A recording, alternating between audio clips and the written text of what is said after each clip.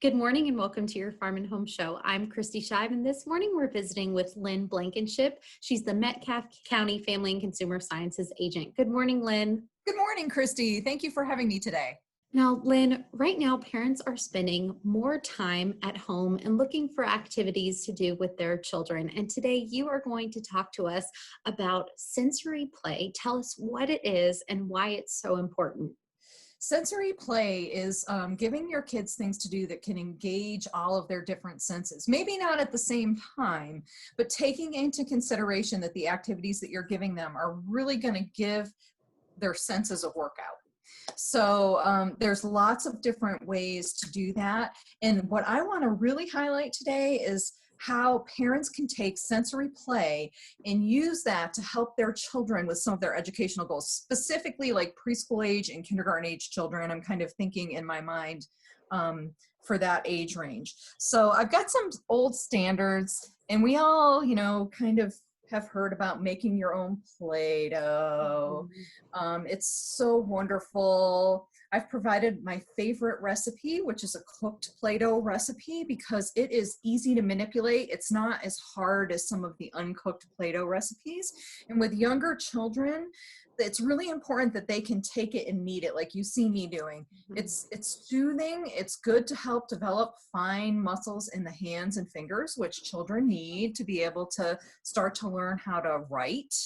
Those fine muscles are important with the coordination for that. When you're making the Play-Doh, you want to have the kids, this is a cooking activity that kids can help with. It doesn't matter if it gets messed up. It's hard to mess up. And so you're going to follow the recipe, which is super easy, and make the Play-Doh. Let the kids help stir the pot when it's on the stove. You're going to have to supervise them. Obviously, there's heat. But they can make the Play-Doh. They can knead the Play-Doh when it's done with extra flour to get it into the smooth consistency. And I really enjoy making this I use spices to make it colored, which also adds scent to it. All right, Lynn. So walk us through the process of making this homemade cooked Play-Doh. Okay, you're going to take a medium saucepan with a short-handled wooden spoon that your child can use to stir, and you want to use medium-low heat. You place your dry ingredients, which is 1 cup of flour, 1/3 of a cup of salt. You're going to add 2 teaspoons of cream of tartar as well.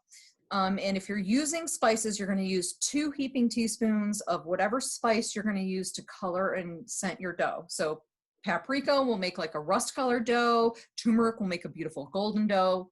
And you're going to add those in, mix them together, and then to that, you're going to add a cup of water and a tablespoon of vegetable oil. It doesn't matter what kind. You can use olive oil, canola, whatever you have on hand.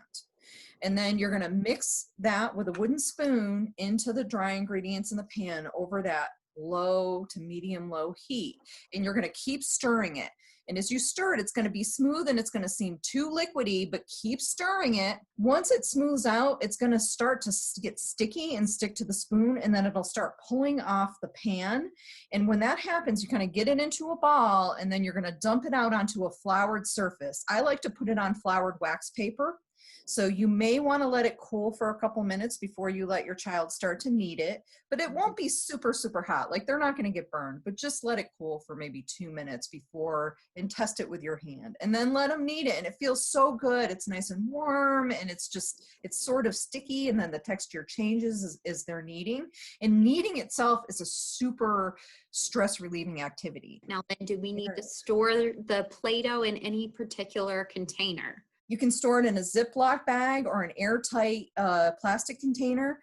You should refrigerate it, and then you're going to take it out and let it warm up a little bit before they play with it. But it'll last a long, long time if you have them wash their hands before they use it. Thank you so much for being with us today, Lynn. I am so excited to go home and try this with my child. This is going to be so much fun. If you are watching and would like the recipe for this homemade cooked Play-Doh, be sure to contact your local extension office. Have a great day.